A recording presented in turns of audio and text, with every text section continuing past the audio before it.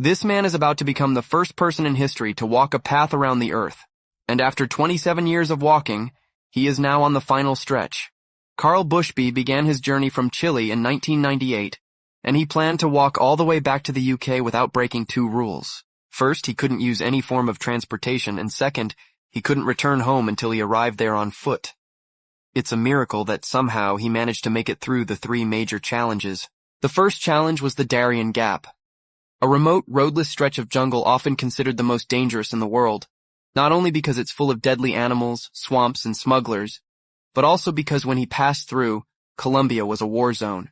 The next time he should have died was when he tried to walk from the US to Russia across a frozen bridge known as the Bering Strait. It took him 14 days of walking and swimming through freezing temperatures, and at one point, he was swept 80 kilometers north.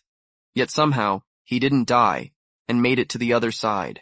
However, upon reaching Russia, he was detained for several weeks, and they actually wanted to sentence him to 5 years in prison. Fortunately, he was eventually released. As soon as he began his journey across Asia, the 2008 financial crisis struck, and he lost several key sponsors. Things became so difficult that he said there were days when he had no food.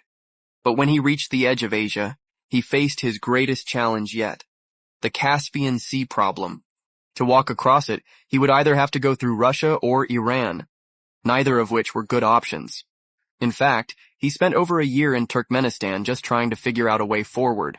And when he realized the only way to move on was to swim across, for the next 31 days, he swam over 300 kilometers across the Caspian Sea, becoming the first person ever to do so. After overcoming that obstacle, he continued through Azerbaijan, Turkey, and then just 2 months ago in 2025, he officially stepped into Europe.